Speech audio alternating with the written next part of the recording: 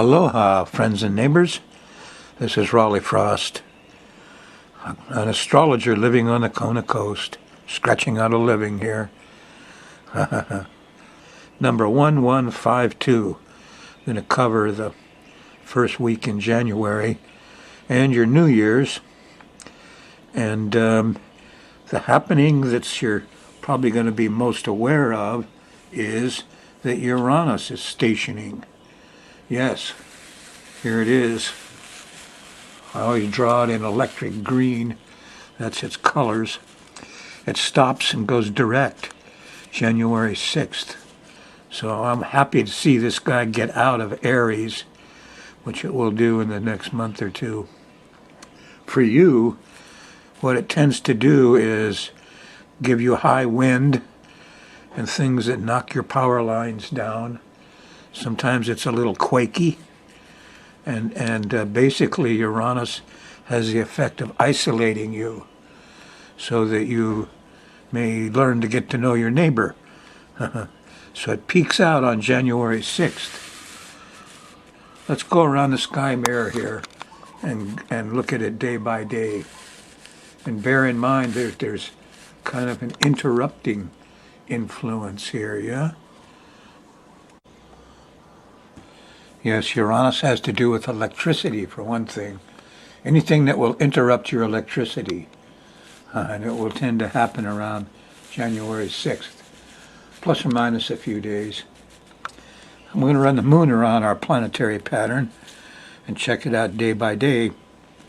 And here on Friday, the 28th, you can see the sun and Mars in square. So this week starts with a little impatience and anger early Friday morning, not getting much done Friday night. On Saturday, we can see what we have to do, but we get stopped kind of early because here's Jupiter. Aha, I see clear. And then Saturn happens right afterwards. Uh-oh, delays. But Saturday night, here's a sextile to Venus.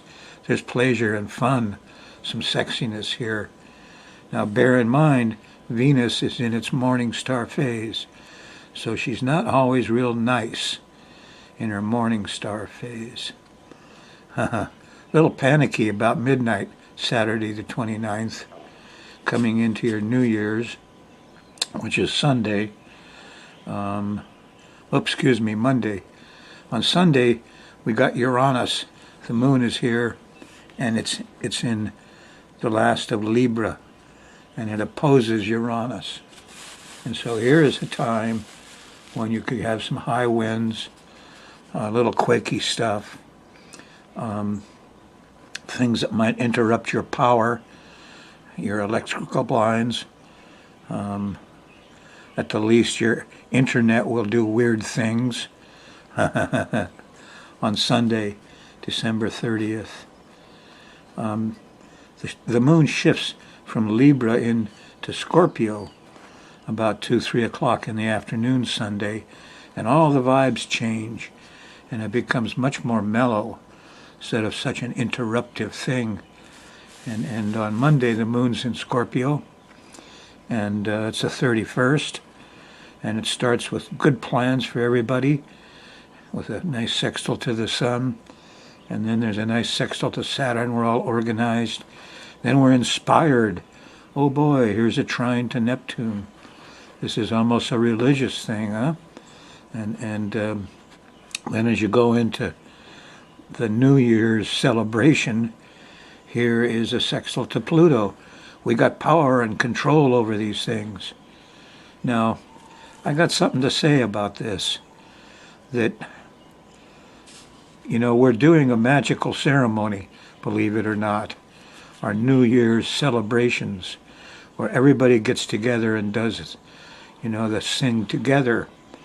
And I don't think any respectable Babylonian or Greek or Egyptian or Mayan would allow this haphazard sort of magical ceremony, because it's done without any thought and any planning by Uranus.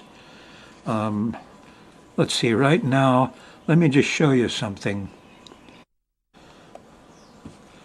Okay, here's the chart of the New Year's celebration on the West Coast. And when you look at it, you know, anything that hits these four angles are important. And what do we got? Saturn. Saturn is right on the angle. This is in Los Angeles. What does that mean? Cold, snow, ice, ugh. And it's going to be like that basically on the West Coast and the mainland. Now when you look at Hawaii, it's a little different. In Hawaii, excuse me, Saturn is off the angle here, the bottom, but we got Mars over here. Now I've set this chart for Poipu Beach on Kauai. That's where it's most prevalent, is the west side of Kauai. What's Mars? Mars can be fires, for one thing.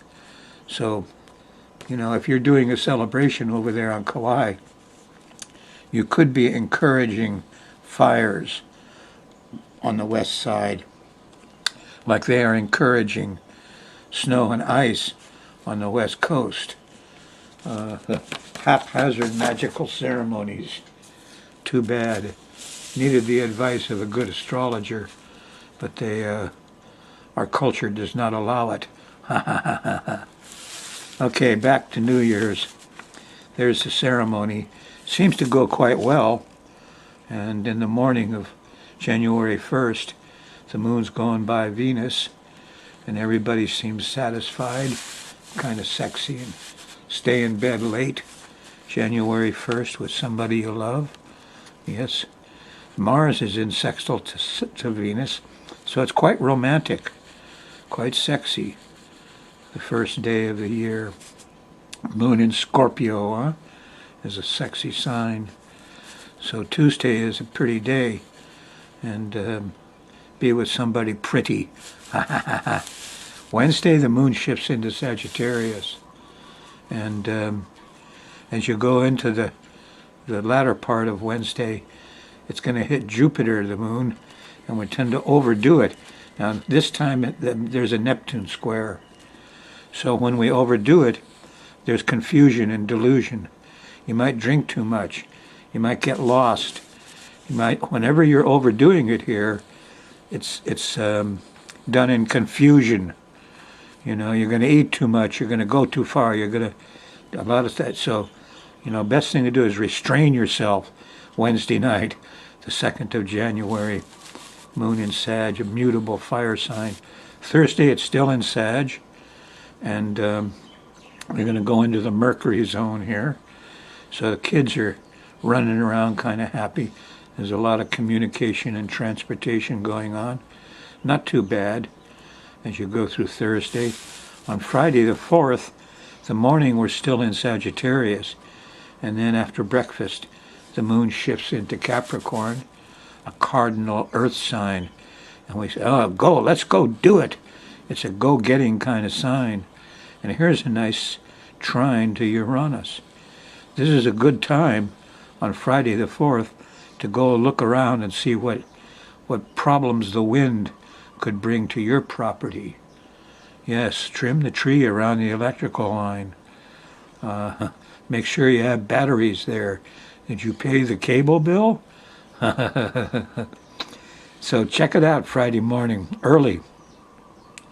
And you'll feel a little overprotective because there's this Mars square in the middle of Friday.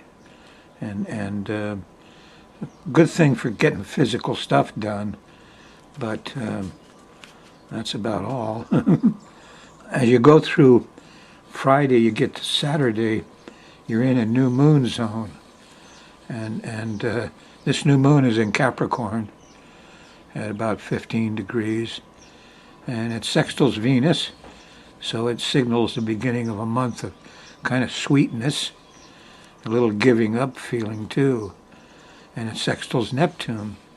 So there's a lot of falling in love vibes here after this new moon on Saturday the 5th. But look out, because on the 6th, here's Uranus stationing, stopping in the sky. Yes.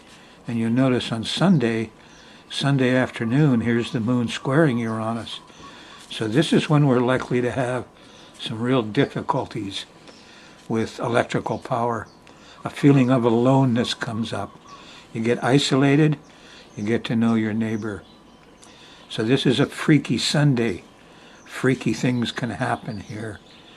Can't be too bad here, because early Monday morning on the 7th, we got a nice sextile to Mars and everybody's out doing stuff.